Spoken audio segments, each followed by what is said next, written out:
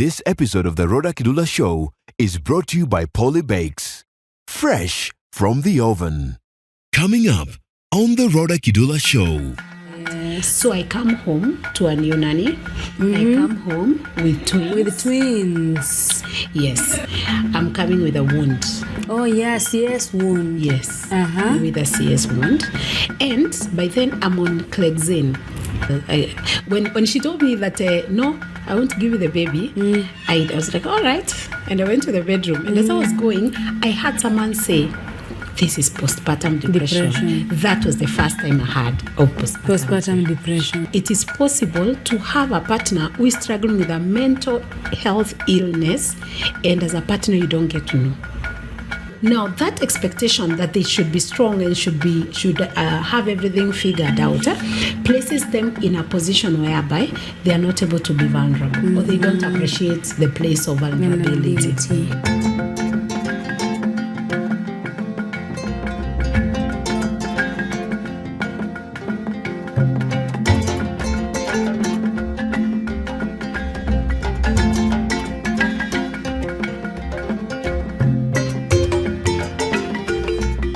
This is the Rodah Kidula Show.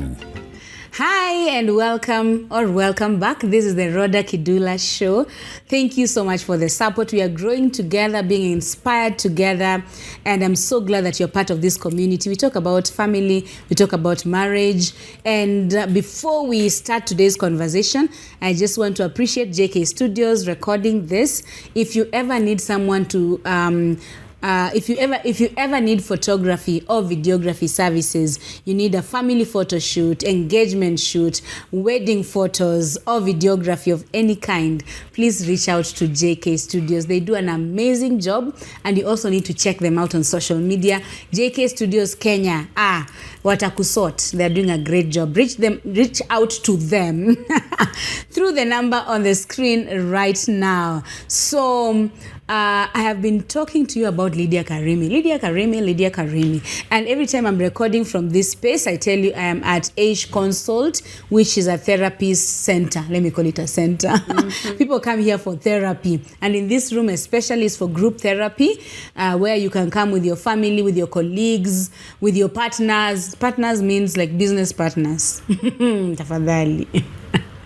Not like 5 wives. And just seek therapy or counsel. This is what happens. So today, I have the honor and privilege of having the Lydiah Karimi. Hey, Lydiah. Yes. How are you? I'm fine. It's good to see you today. Thank good you. To see this lady. I think she is the happiest and bubbliest therapist I have ever encountered. You are so lovely and bubbly and welcoming. Thank you for hosting us on this space for such a long time. And we really appreciate you. You've been so kind. Thank you know, she even gives us samosas. She gives us samosas and tea together with the guests. You should know where I come from. Where do you come from? The United States of Meru. Oh, Meru. And you know, Meru are known for food. Oh. Eating and, eating well. Hospitality. Oh, nice. Oh. Welcome, Rodah. So for someone who's never heard about Lydiah Karimi, how do you introduce yourself? Yes. So I am Lydiah Karimi, a counselling psychologist and a marriage and a family therapist. I think this is one of my introductions, of my identities that I've come to accept and to appreciate, because it is for some reason I've found purpose. I've found a sense of significance in helping people address their emotional selves, their challenges in their lives, and finding solutions. It's been exciting. Wow. It's been beautiful. Wow. And she really loves what she's doing. Just before this conversation, she had she had a client. Yes. And I was thinking, after a client, she will be so tired, overwhelmed. She comes here dancing. In heels. Before we continue our face bit, we look this glamorous because of Glam Haven. Yes. So if you're looking for a makeup artist for your wedding, for any occasion you have, please reach out to Glam Haven. They'll make you look this or even better. Yes. They do a good Yeah, job. they do. Yeah, they do an amazing job. So thank you, Glam Haven. This is really amazing. I really wanted to have this conversation with you because every time I come here, we talk. We talk on the side. We talk about things. We laugh and then we disappear. Come again. But I've realized. You have a whole story to share. There's a day we were having a conversation and you said you have attempted to kill yourself. Yes. And I'm like, no, you are the therapist. You are the strength. You are the one who tells people don't kill yourself. Yes. And then you also mentioned that this is not something, because I have also attempted to kill myself, but I was a teenager. Actually, I was a pregnant teenager thinking my life has come to an end. Yeah. But then you said, for you, you are a married woman. Yes. I'm like, we get married to be happy. Yes. And to find, companionship, Yes. completeness, The oxytocin levels are high. Yes. How can a married woman want to kill herself? So with all these stories we've been just telling each other on the side, I thought it's good for us to sit and just have the same conversation. Yeah. But now with other people involved. Yes. Yeah. So where do we begin this story? I think my story is a long story. One, it begins from how did I even get myself into therapy? Because the one thing that really pushed me or really encouraged my heart to get into therapy, into the mental health field, is out of the experiences that I had. That I've had. I draw a lot from my experiences. So one, yes, I've attempted committing suicide. I've been in moments, in spaces of despair. I've been in spaces of hopelessness, feeling like, life is not worth living. And I would take that back I would go back to a time when I had postpartum depression. Wait, you are married? Yes. Now let me say. Yes. So Lydiah Karimi here. I'm married 13 years. 13 years in marriage to my one very good husband, is Frederick Chege. Together, God has blessed us with 4 children. So we have the twins who are turning 11 years today. Yay. And then we have a 7-year-old today. Boy. Not today, as in next month. Okay. Now, so I have a 7-year-old boy, and then we have a 4-year-old girl. So that is basically our family. Yes. In the first time or the first moment, episode, let me use the word episode, when I experienced a suicidal ideation was after I gave birth to the twins. Those are your firstborns? Those are my firstborns. And during that season, my husband and I were running our business. I used to be a teacher, then moved from being a teacher. You were a teacher? Yes. High school? Nimefundisha high school. You were a high school teacher? I don't know this lady. You were a high school teacher? Yes. For how many years? Since 2009 to 20... More than 10 years. No, hazikufika. 9, 10, 11, 12, 13, 14. Mpaka. Yeah. Because I joined my husband in business in 2013. 2012, 2013. So like 4 years. Around 4 years. And then... when I joined him in business, the babies now came. So the twins are here. Pregnancy, of course, a twin pregnancy is not an easy pregnancy. This is your first pregnancy. This was my first pregnancy, and I was so happy, very excited about it. And by the way, Rodah, what you don't know about my pregnancy is I prayed, I asked God for twins. And God answered. Yes, and God answered. I knew so well that from our end, my family, we didn't have a history of twins. My husband didn't have a history of twins. And I desired to get children so fast so that I can do other things, specifically to serve God and to serve the society. So I asked God, I just told God, I desire to have twins. And God spoke to me and told me, Lydia, you desire, I will give you twins. Wow. And I was like, God, if you're giving me twins, let it be a boy and a girl. Mungu ni nani? Yes, they came just like that. Just like that. Boy and a girl. Now, having had a difficult pregnancy, then now at some point I had a condition. Actually, what sent me to go into hospital was a condition where I had the DVTs. I had a challenge with the blood. Oh, right. So I went through CS. It was an emergency CS. Oh. After the emergency CS, my son had a condition where he needed to be put under phototherapy. So we stayed in hospital for longer, and then afterwards we went home. Yeah. So going home, Rodah, I have a new nanny. You have a new nanny? I have a new nanny. She came to my house on a Thursday. I went to hospital to deliver on Friday. Oh, so that is very new. Yes, very new. I had not trained her, on my household dynamics and all that. Yes. So I come home to a new nanny. I come home with twins. With twins. Yes. I'm coming with a wound. Oh, yeah, CS wound. Yes. With a CS wound. And by then I'm on Clexane. Which is for dealing with the DVTs. So I am taking in medication, that's painkillers and all that. Okay. Then now, unfortunately, my husband fell ill. Oh. So he gets sick. He got a cold like the one I have right now. And now here is Lydia at home. So take care of the twins.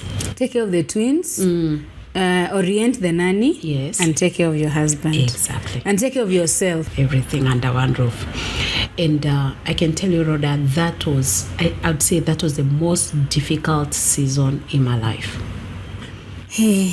Very difficult. So I got into postpartum depression. I forgot to tell you that I really, really desired to have a normal delivery, not a CS. Yeah. So I don't know how, for some reason, my mind was not ready for a CS. And so that also was a disappointment by itself. Yeah. So look at where my brain is, and now come home, take care of all this. Yeah. I tried the first day, second day. I would find myself having to do the cooking because now I love my food done in a certain way.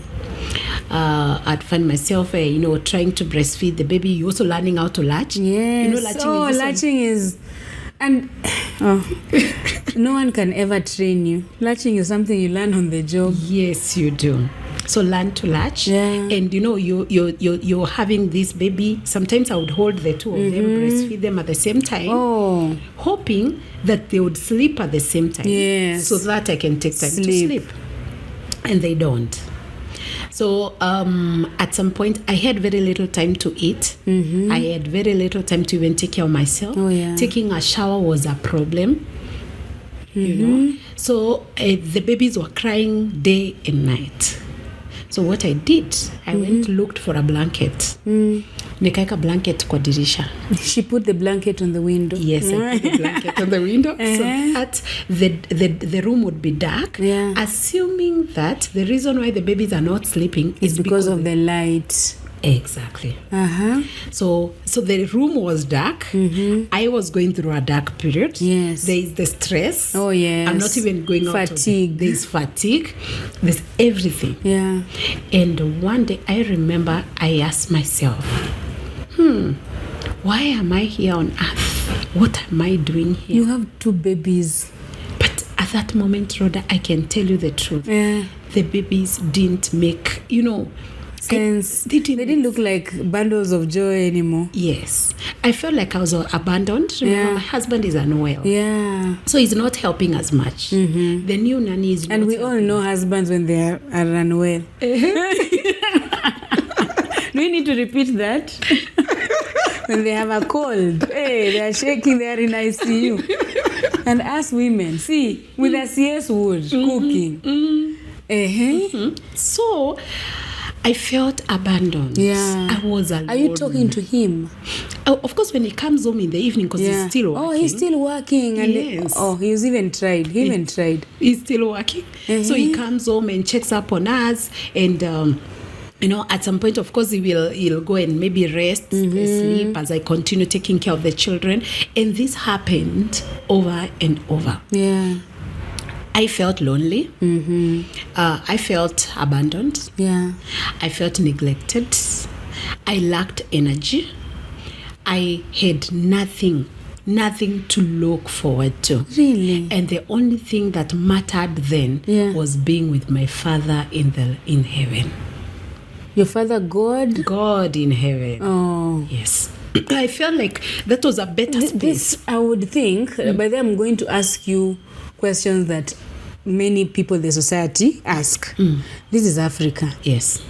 You can always bring someone to take care of your children. There's always an auntie, a mother, someone to come live with you to help you in that season. You see many people when they get babies, the mother-in-law comes or someone. You can have 5 people. So that there wasn't that for you.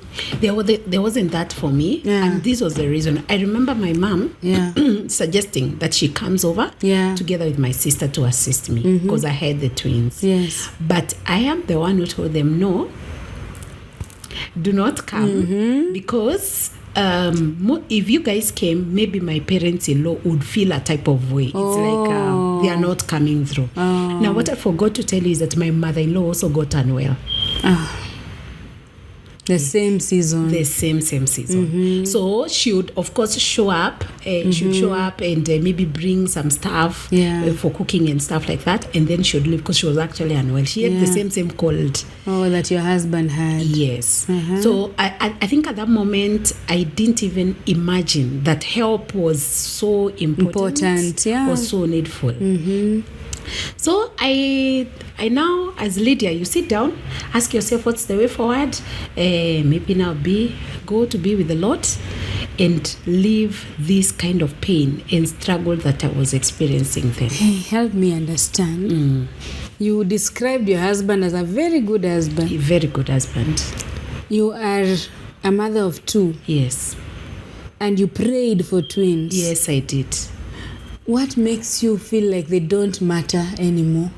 I'd say at that moment, Rodah, I'd gotten into postpartum depression. And you know, depression is a mental health condition. Yes. Whereby most of the time you're not in touch with the realities. Oh. You're not in touch with yourself. Okay? So it's like you're in a world of your own. You dissociate from everything that is happening. Yes. Okay? So in my opinion, at that point, I didn't consider how good my environment, the people around me are or were. Yeah. I was only looking at the situation at hand that I'm not okay. Yes. And I don't think there is help. I don't think there is hope. Yeah. So the only way is I'll just let go and drop all the balls. Yeah. And so I planned my suicide journey. How I would go about it. How old are the twins now when you're planning? A week or so. Oh, this is like a week you are overwhelmed. Yes. A week, maybe now the second week. Yeah. Yes, I'm overwhelmed. I've lost so much weight. I lost weight I was 84 kgs when I was giving birth. Yeah. And I remember by the time I was going for the second, the weekly check, I was 58 kgs. I lost so much. So how are we killing ourselves? So I decided what I would do is one day I knew of a river whereby I would run through. I would actually drive off a river, but I didn't tell anybody about it. So I pressed on. I continued taking care of the children. Of course, I'm not sleeping. I'm not showering. I'm not eating. I just stayed in the state until one day my husband came home in the evening, and he was in that, he was still unwell, and he asked me, "Sweetie, can I take some 2 hours to rest in the next bedroom? Then once at least nikifeel niko a bit better, I'll come and assist with the babies." And I think that was such a trigger. Oh. I was triggered. That is all I needed. Wow. Husbands. Yes, it's in everything I needed. Really? So, but what I did, I left. I put my phone down. I got my car keys. I got my car and drove off and left. Okay, where are you going? See, I had a plan. Wait, this trigger, I'm thinking... It is making you feel like, oh, there's someone who cares. No, but he's asking for space. he wants some time. I took this all wrong. For me, I understood. I am overwhelmed. Jackson tells me, let me rest for 2 hours. And then, after the 2 hours, I'm coming to help. So I'm feeling, wow, and today I found help. Now we are okay. Let him just sleep. Then he will come and help me. I'm no longer going to kill myself. Now, for me, it wasn't so. For me, this was the rationale. Yeah. I've been here the whole day. Ooh. With the twins, with cooking, yes, the house chores, yes, all right, in the dark. I've not even showered. Yes, you want to take 2 hours come here, to sleep. And the first thing you're thinking is how you need to sleep fast. Oh no! And I was like, you know what? Yeah, I'll leave those children. So that triggered you. Now I have to do it. Yes, that was the trigger. And so I left. You left the children there? I left the babies. And they were crying, by the way. Yes. I left them and I went. I think I even left the gate open. I think he's the best person to tell me, but I actually left the gate open. And I left. And so when I left, I remember when I got now to the, to the crime scene where I needed to now drive off. Yeah. I saw 2 guys who are trying to who are mugging some people, I think other 2 people there. And I got scared. So when I got scared, I actually drove off.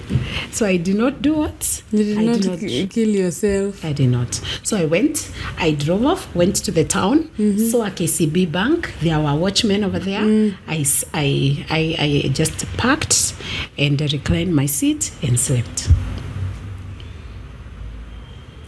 So the Lord protected me using the people that I saw, the muggers, The people are not calling you, your husband, your house girl? I'd left my phone. Oh. And it was very intentional. Because I knew what I was going to do. Yeah. So I went and slept. And Rhoda, for once, after coming from hospital, I slept. Oh my God, that was such a beautiful feeling. Slept. And then at some point it hit me, wait a minute, maybe I think after 2 or 3 hours, it hit me, wait a minute, Lydia, you are a mother. And so I rose up and went looking for my children. I went looking for my children. So going home, my husband had already reached out to some friends because we were living in an estate whereby there were neighbors. So the neighbors had showed up, they'd come in. And I think now he was trying to narrate what happened or something like that. So I come and I'm like, oh, give me my babies, I breastfeed. And they were like, no, Lydia. You're not okay. You're not okay. Actually, one of them was like, when she told me that, no, I won't give you the baby, I was like, all right. And I went to the bedroom. And as I was going, I heard someone say, this is postpartum depression. That was the first time I heard of postpartum depression. You had never even known? Never. How many years are you married when this is happening? That was 2 years. 2 years in marriage. 2 years in marriage. So you are still in the teething marriage challenges plus babies and postpartum depression. Yes. So one of the ladies follows me up, and so she tries to engage me, and she was like, so Lydia, when you left hospital, were you given formula milk? And I was like, I'm not giving my babies formula milk. I'm a super mama. Hebrew woman. Your sissy hour. And she was like, okay.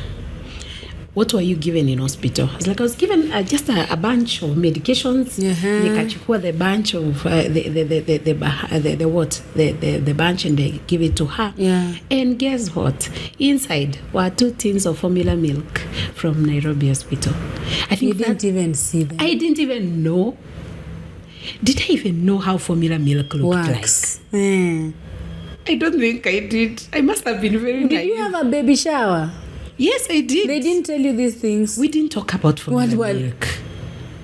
We did not. They showed you how to wash the baby. Yes. Hey. So, my friend took the milk, and what I think if there's something that Rhoda I appreciate up to date, it's the power of support. Yes. the power support.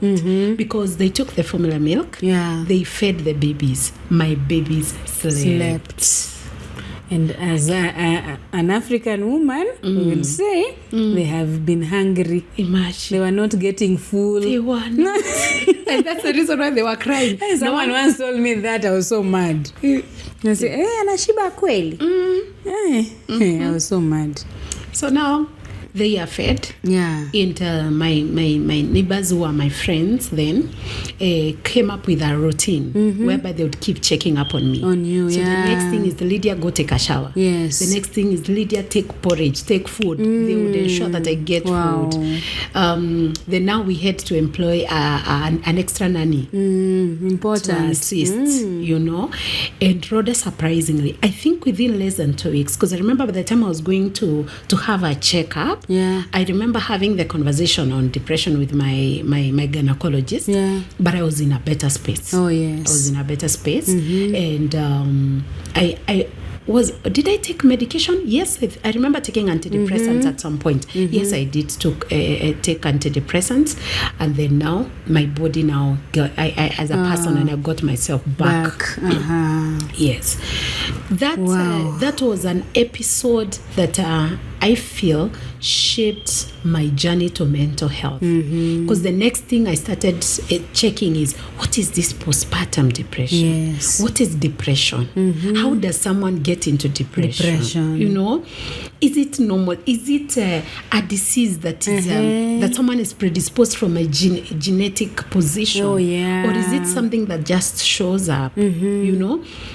Was I unable to handle the stress? Was my brain capacity not enough, you know, to handle all this stress? You know, that curiosity now led me to desire to know more on mental health. Yes. And thankfully, with time, I enrolled now into a class, into the class now, counselling, psychology, marriage and family therapy. Oh, as a student now. As a student. And the day, Rodah, I got into that class and I listened to my lecturers. Let me tell you, I knew this was home. This is your purpose lies here. This is purpose. This is what I need to do. This is what I need to be. Helping people walk journeys, difficult journeys. Yes. You know, help people manage their stress. Help people find solutions. You know, just be there to listen. Because at times maybe someone lacked someone to speak to. I'm imagining these 2 weeks that I was at home in alone. You know, I'm not engaging with the nanny. I am alone taking care of the babies. I'm not saying what my problem is. It was until when people came in my life, in my world, that we realized I had a problem and we looked for coping mechanisms. And I found healing. And not everyone has those two good neighbors who will reach out. Not everyone. And my heart goes to women. Every time I see a woman who is just about to go to give birth, my heart, I ask myself, how prepared is she? Does she have a support system? Does she have a support system? Does she need people to walk with them? Talk to women who want to do it all. Because I have been that woman. I remember when I got my son, everyone around me, all my friends were telling me, get a nanny. And I was like, I'm a stay-home mother. It's not even fair to get a nanny. I'm a stay-home mother. My husband will ask me, why do you need a nanny and you're not working?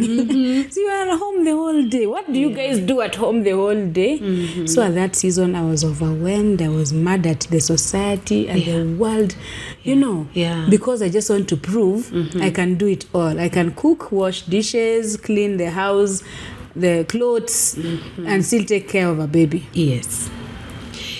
You know, one of the things I've learned is that our childhood shapes how we internalize things. Like now, this woman who wants to do everything, you want to take care of the baby, you want to cook, you want to clean, you want to do stuff. Chances are very high, as you were growing up, as she was growing up, she was... She was socialized knowing that she needs to perform. So she has a performance mentality. Resting is for lazy people. Exactly. So when you're at home, you're not working. You're not bringing food to the table. Money. What are you showing? What are we showing? I have to show that I cleaned the house. Exactly. The baby is okay. I washed the dishes. There are things I've done. That's true. So you're trying to validate yourself and to validate what you've already been socialized to do. Yes. To be. Now, unfortunately, women forget that during the time of birth, that's a very vulnerable season. A very vulnerable season. You're vulnerable spiritually. Yes. You're vulnerable physically. You're vulnerable emotionally because at that point, the hormones, your hormones are actually the estrogen levels are lower and the progesterone levels are lower. Okay, so even your capacity to handle difficult things, your brain's threshold is weak. Okay, then also remember that you're doing a lot. You're doing a lot. There's change that has taken the body. You carried 2 human beings for 9 months. Yes. So even subconsciously, you're concerned about your shape. How you are looking. Me, it wasn't subconsciously. Very consciously. I look like a baby elephant. And then I think when my husband told me I'm beautiful, I was mad because I thought you were lying. I am not beautiful. Look, there's no dress that is fitting me. I miss my clothes. Why are you telling me? I think it's depression. And then you look like you're pregnant. After. Yes, you look like you're pregnant. And you already have babies. And then the face. Like now, when you go through the CS, especially with the medication, the chances are very high. The face. The face just because it becomes chubby. Remember the nose also disappears slowly. Yes. It's not instant after you've given birth, then the nose is back. So there's a lot a woman goes through. Yes. Then remember, you were used to working. Then let's say you're working, or maybe you're running your own business. So you've been going out of the house. Now you're at home. Maternity leave, or even not. Yes. You're just at home. So one of the things you have lost not is just you are at home. You are at home. You're at home. So you have lost your social. Your social. You have lost your social network and friends, and also. For those who are there, you want to show them that you are doing so well. Yes. So the loss is a lot. So emotional loss. Yes. Physical. Spiritually, okay. Maybe, like for me, I wake up in the midnight to pray between 12 to 2.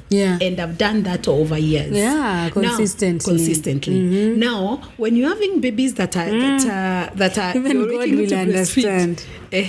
So your schedule, your routine is completely lost, destabilized. So spiritually, you don't feel as mature as you used to be. Yes. Emotionally, socially, even intellectually, because you're just at home, you're not reading, you're not engaging. So even in terms of conversations, when you go have a conversation with a mother who is on maternity leave and one who has not gotten into maternity, very different. They're very different. So the losses are quite a lot. And as women, it's time that we appreciate. It's time that we appreciate those seasons. Realize that that's a season in your life. And God orchestrated it to be that way. And once you're done with that season, it's over. You will bounce back to whatever. You will bounce back. Yes. Now the next thing we need to also for now partners, for those that are married. Did you know that, Rhoda, it is possible to have a partner who is struggling with a mental health illness, and as a partner you don't get to know? Like my spouse has a mental health illness, and as the wife or the husband, I have no idea. Is it because I don't give her attention or him attention? I don't think so. And I don't think it's deliberate. In my opinion, most of the times, imagine how you know your husband. You know he's good. He's got all things figured out. So you have a very little threshold of imagining that he can be weak. Depressed, Jackson. Sasa. Depressed by who? Me? Am I the one depressing you? Yes. So, because of the way we know, the way we carry our partners, during those moments of vulnerability, we miss out. We tend to miss out. Or when he comes to me when he's vulnerable and weak, the way I treat him. Or I push it away. Or even for him, sometimes he might even decide to withdraw keep it to himself. Because I think based on what I was going through during that season, I don't think I really opened up to my husband. I didn't tell him what I felt. Exactly what you were feeling. I did not express my struggles because I could see he was going to work. Yeah. And I needed to understand. And anyway, being a newly married woman, you expected to be in charge of your life, not to prove that your wife material. Yes, not play a victim. But I'm also thinking, as a man, you've seen your wife has given birth to twins. Do you need her to come with a notebook and remind you of how depressed she is? So you can just see. I don't think it's natural. I don't think so. Then someone comes and asks you, what do you want me to do? And there are dishes there. The house is dirty.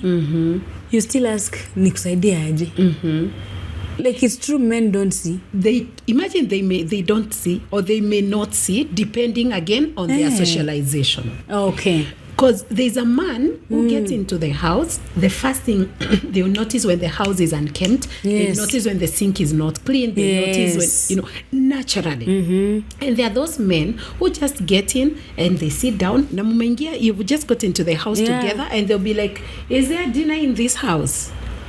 What's the difference between the two men? It's the socialization. How did they grow up? Okay. And even with time, what are some of the habits and new experiences they went on picking up? At times we get very, especially maybe for women, we tend to get very disappointed when your partner is not responding as much or as well as your friend's partner. Because maybe your friend's partner is the one who was used to taking care of the household, was used to taking charge in the house, but yours was not used to. Okay, so we've got so much to learn. We have so much to learn. Realize that every individual is different. Every man will respond. And every marriage is different. Very different, Rodah. Now, I want to get to the mind of someone who is killing them, who is planning to kill themselves too, or people who have actually committed suicide. I know of someone who left the wife with children and was very okay in church. You see, this is a very good man, very active in church, always happy, then hangs himself. And personally, I just felt like that is selfish. You have married someone, given them 3 children, and then you leave them. I want to understand the mind of that person. Yeah. It's quite unfortunate that the people that commit suicide are the most unexpected. Yes. You realize we didn't see it coming. Yes. What exactly happened? So most of the time, when people are going through mental breakdowns, there are 2 types of people. There's one who will actually express it outrightly, but there's one who is going to keep it to themselves and will try to play the strong one in the house or in the family. And I think men do that quite a lot. They experience a lot of painful experiences, challenges, and they're not able to express themselves. Like now, this particular man, he was a father of 3 children, and the wife was actually pregnant with a 4th born. Yes, I am imagining. I want to get into his mind. So this man must have been, because what you mentioned is that he was active in church. Yes, he was doing. He was that guy, that happy person. Very happy. So I'm imagining there are issues that he was experiencing, challenges that he was experiencing, that he was not able to speak to someone. Or because the church or the place of worship where he was serving, he was known to be happy and expected to be happy all the time. Yes, and he was very functional. He was doing everything that needed to be done. Do you want him to express his weakness? And if he expresses himself, how will you take it?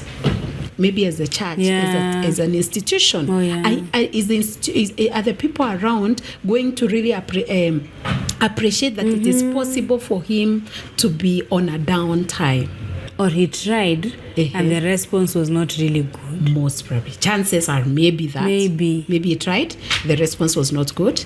Chances are high that maybe they didn't expect this baby number 4. And he's looking at the weight of the responsibility. Yes. Now, you leave me alone with the children.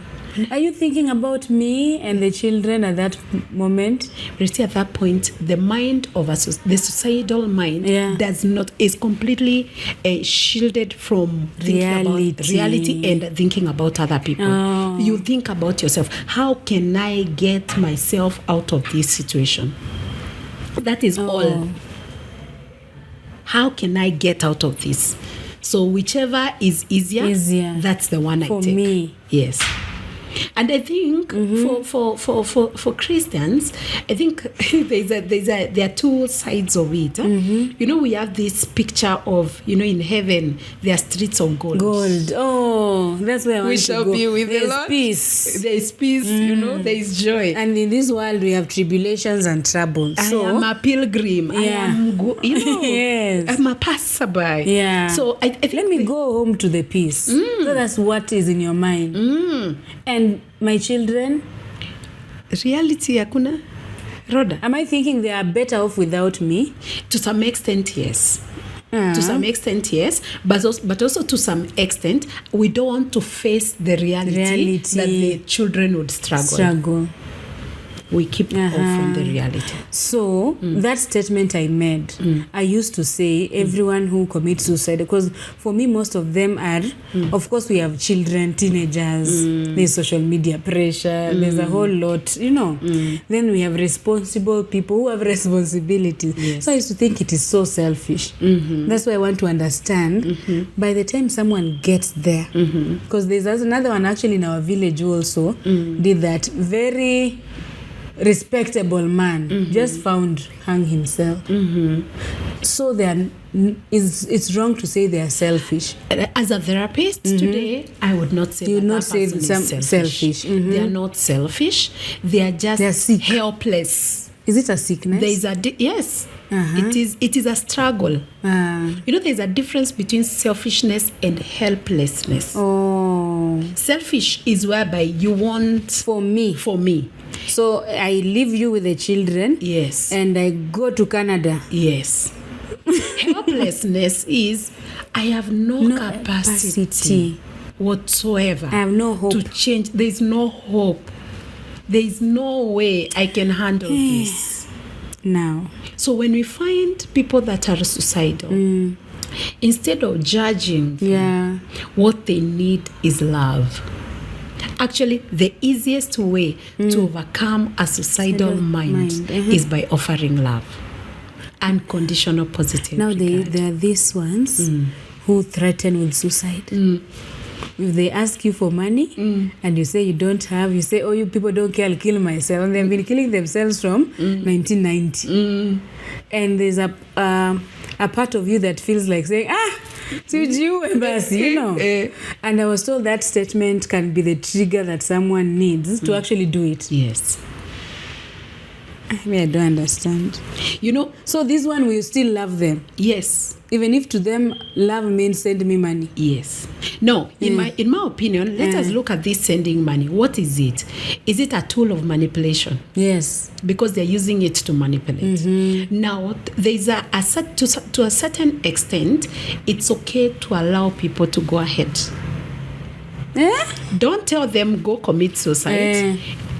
Take them through the journey. Like so you want to commit yourself? Suicide? How do you plan to go about it?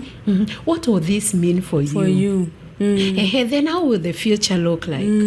All right, life is it's a matter of choice. So what choice do you choose to live, or do you choose to get it? So engage with them. Don't trigger them by telling them go and commit suicide, because there are some that have been triggered and they've actually gone. That's also true. Yes. Why this? I have known that mental illness affects from children. A child. I know of one who wasn't given a phone by their parents. Okay, that's the reason we got. We don't know if they are other. And they committed suicide during COVID. Why a child? What was the age of the child? 10, 11. Yes. That's a preteen. Yeah, that's a preteen. Yes.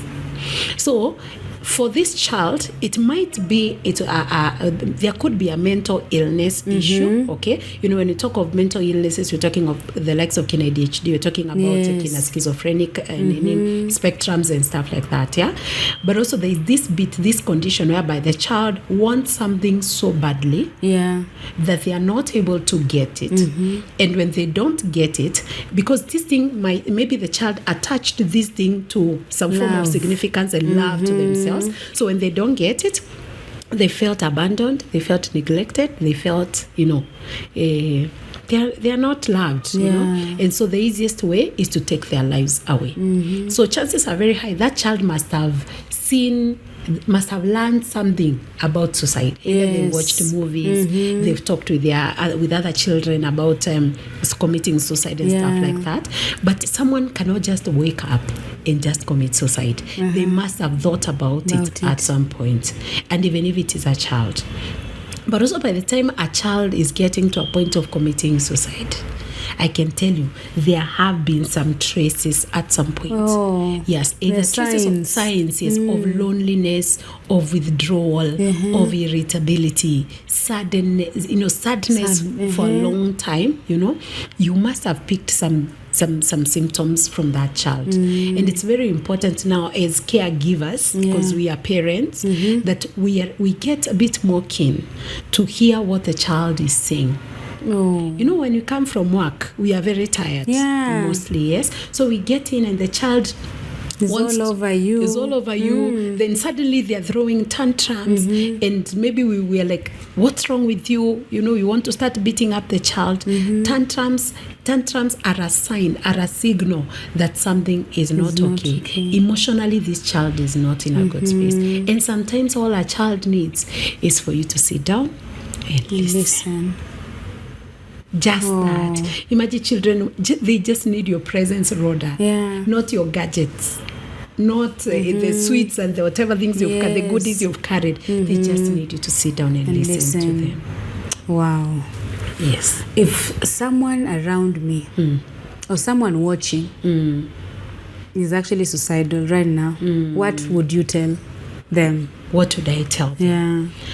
Number one, I would empathize. I would empathize that you're feeling suicidal. I want to imagine what's going on in your mind. I am imagining that maybe you're feeling helpless. You're experiencing feelings of hopelessness and despair. Maybe there are things that are not working. Maybe it's a marriage relationship that is very difficult. You're going through quite a lot. Maybe it's financial constraint that is really pushing you to the corner. You do not know what to do. You need to pay your rent, and you do not even have the money to pay the rent or anything else. Or even sometimes it's just a state. You're just in a state that you can't explain you can't pinpoint exactly what is the issue. So one, I'd love to empathize with you. And I'd love to mention that you're worth living. It is possible to find significance. It is possible to find yourself back even from that darkness. That pit that you feel you're in, it is possible to get yourself back. Sometimes all you need is to speak to somebody. Sometimes all you need is to journal your feelings. Just write them down. Sometimes all you need is to breathe in and breathe out. Breathe in and breathe out.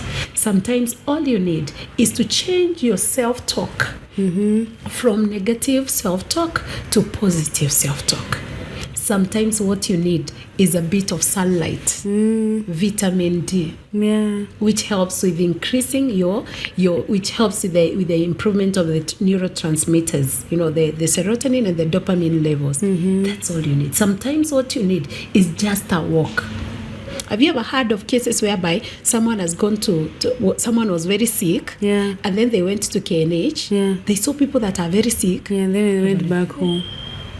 I think I'm not sick. I am all right. Yeah. You know, sometimes we just need a new experience. We need to go out. Yeah. And maybe at times we just need to make a call to a therapist. Oh, yeah. Call Lydia. And I'll be here. Yeah. I'll listen to you. And we will talk. And we will find solutions. Yeah. Because there is always a way out. Yeah. If option A is not gonna work, option B will work, option C will work. There is always a way out. Yeah. Yes. How do you forgive someone who committed suicide? That is tough. That is hard. Especially like a spouse or even a child. Yes. Because you are left with, how could you give up? Because there's also an option of saying they gave up on us. Oh, yes. So now, when someone that you love has committed suicide, I can tell you the emotions are very complicated around that. Yeah. Because number one, you feel that this person, there's it's like a tug of war between what were they going through against what about us? Yeah. What about me? So you find yourself in I call it's dissonance. You're wondering, am I going to forgive them? Am I going to try to understand them from where they are coming from? Or am I supposed to actually feel bad that they left me? Yeah. They didn't care about me. And am I supposed to mourn that I'll never see them again? You know? So what I would say... blame myself. And the reason why they did it. Yes. So that there's a lot of complicated emotions there. So there's shame, there's guilt, there's pain, there's hurt, there's frustration, disappointment, anger. You know, the emotions are many. There are so many. So for you to be able to forgive, you cannot forgive something that you do not understand. Oh yeah. And even if you try to is it pretend or prove that you've forgiven them by just saying that I've forgiven them, that is not enough. So first things first, identify your emotions. What are you feeling? Am I feeling? Yes. What if they keep changing every hour? It's okay. So that's where now journaling comes in. Oh, yeah. Journaling comes in. So you write down, I feel pain. I am mad. I'm mad. How could he? How could she? They didn't care. I feel abandoned. I feel neglected. I feel left. Yeah. I feel like a failure. A failure. And also remember there is a society. If you are a wife of a we are the society. No, we will ask. You didn't see? You had a depressed husband. And you didn't notice. You were busy out here doing your thing, and your husband was drowning in depression. Or you are the one who depressed him. Yes. He couldn't handle this woman. Yes. So now you need to deal with all those emotions. The society is judging you. Yes. The society is misunderstanding you. Yeah. And you need to deal with it. So write down. I never underestimate the power of writing. Write down every emotion, no matter how intense it is. Yeah. Allow yourself to feel the intensity. So when you write, you feel. Yes. You write, you feel. As you feel, you release through either you cry. Yeah. There are people who shout. There are people who just cringe. At times, when I'm in sessions, when I allow my clients to go through the feelings, there are times they want to, you're cringing, putting your teeth together and all that. Allow yourself to feel that. Feel the pain. As a therapist, do you ever think some reasons why people commit suicide are petty? I used to, but today I don't. Explain. 30 marks. I used to, because sometimes you listen to someone and they'll be like, someone doesn't care about me, or maybe I was in a situationship. Yeah, he left me. Or he didn't love me. But when we were young, we were being told, we were confessing, I can't breathe without you. I can't live without you. Then when you are left, you want to die. Yes. So I used to feel or to think that some things are just petty. Yeah. Why don't you just change? Yeah. Why don't you just take charge of your life? It's not the only man or the woman. Move on. But when I learned the intensity of emotions, Rodah, Hakuna ka emotions. There is no small There's no emotion. small emotion. That 20-year-old Yes. who has been left by the girlfriend, Yes. and they are depressed. Yes.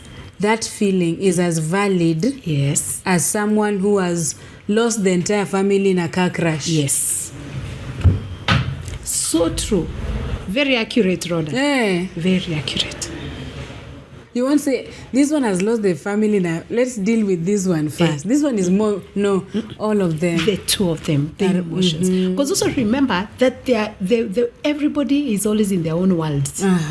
I've realized that, Rodah, your world, even it's just that we can't get inside your mind. Yeah, please don't. We won't get there. But the truth is, your world is totally different from my world. Yes. And from Jimo's world. All right? So if I expect you to handle a situation based on the capacity of Lydia, that's unfair. that is very unfair. That's very wrong. Oh. Okay? You know, that's a very powerful marriage advice. Yes.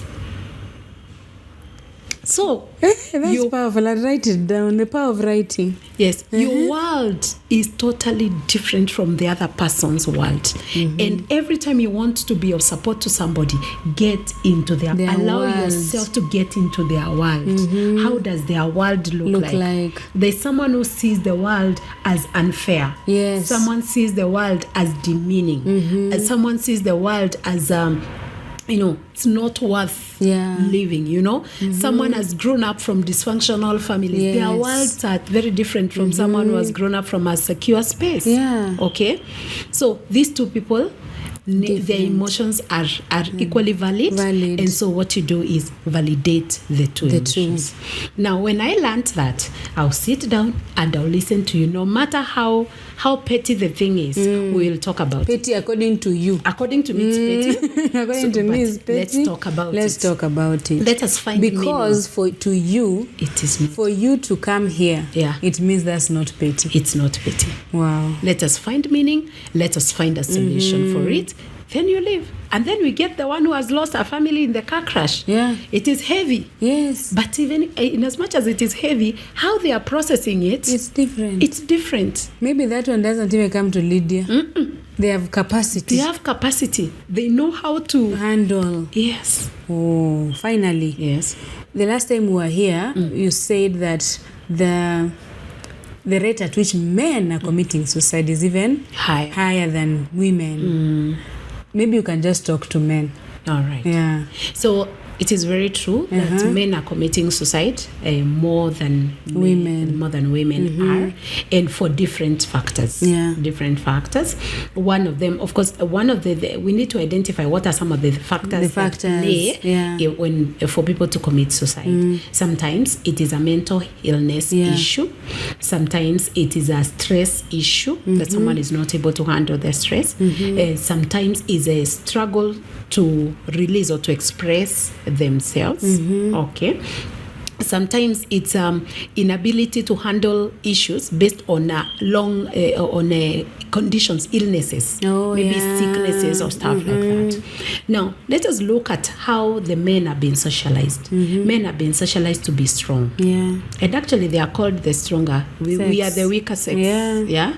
So we expect men to be in charge. Yes. In charge of the families, in charge of the society. When you go to the church, we see the church elders. Men. They are men. Okay, we look at the leadership, in the society today. We have the men. So even we expect them to be strong. Yeah, always strong. And they also expect themselves to be strong. So the expectation is not just from the society, but even within. All right. So now that expectation that they should be strong and should have everything figured out places them in a position whereby they are not able to be vulnerable or they don't appreciate the place of vulnerability. Actually, sometimes when I'm in session and I think of telling a man to write a journal. Yeah. Even myself as a therapist. But I can tell you. They don't know what to write. You're telling them to allow themselves to experience the emotions. Feelings. What are you telling them? What are you telling them? You know? But the truth of the matter is, by the time someone is getting suicidal, there are feelings involved. So whether we want it or not, there are feelings involved. It's either you're angry, you're disappointed, you're frustrated, you're worried, you're hopeless, and you're anxious and all that. Okay, so we must deal. We must experience the feelings. Okay, the emotions. Yes. So my call to the men is, I think it's time we allow ourselves to accept emotions as a blessing from the Lord. Yes. Because our emotions they guide us. They show us where we are at, the state with which we are at, you know. So we appreciate being emotional. The moment you appreciate being emotional, let us allow ourselves, or even as a man, allow yourself to actually stay in that feeling. Feel the feeling. It is anger. I feel angry at my wife because she's disrespected me in this way. So I need to calm myself down. So because anytime I respond, I might end up responding in a way that is going to be inappropriate. Okay? Allow yourself to feel the feeling of a failure, that I've not been able to raise school fees for my children. And I don't know how they're going to school. So I am struggling with feeling like a failure. Yes, this is it. This is what I'm feeling. It is here. So how do I process it? Let me process the issue, because the issue is the issue. Yes. The issue is not me. It's failure. It's school fees. It's school fees. Okay? Let us process it. Is there a way I can find my significance in the lives of my children without even away from the school fees? Or maybe should I cut the expenses? Or something like that. Let us find solutions. Focus on the solutions rather than just focusing on the feeling. Yes. So for the men, we understand the expectations you have on yourselves and even the expectations the society has on you. But the truth of the matter is that we are human. You are human. You have the emotions and the feelings, and God allowed them to exist in you and in the women. So allow yourself to experience them and now find solutions, solve the problems. Don't allow the feelings to overtake you. Wow. Hey, thank you so much. We are learning. We keep learning. And Lydia is here at Spa Mall, second floor, room S18. And the number is on the screen if you need therapy. You have couple therapy. Yes, premarital counseling, family therapy, trauma therapy, individual therapy, adolescent therapy, child therapy. And also note that I'm not the only therapist here. We have other therapists that I work together with, so you should not be concerned that maybe you prefer speaking to a male therapist. We have male therapists. You prefer a lady a certain age. Just make a call and make a request. Say, I'd love a therapist of this kind, or if you specifically want to speak to Lydia, you want to see me, I will be available. Wow. And you also do virtual sessions. I do virtual sessions. People in the diaspora, people outside the country. I see you having sessions at midnight with them. Yes, I do them. Let me tell you, Rhoda, I love what you I love do. what you do. That one I have confirmed. She loves what she does. I really do. And there is always hope, no matter where you are. There's always hope, you know. Thank you so much for watching. Thank you for your time. Thank you, and Rhoda. thank you so much for watching. Our time is up. Number one, we have to conclude. And number two, the aroma of samosas, it's here, has filled the room. You have to eat. Thank you. Please remember to subscribe and reach out to the number on the screen and comment with what you've learned today. Bye. Bye.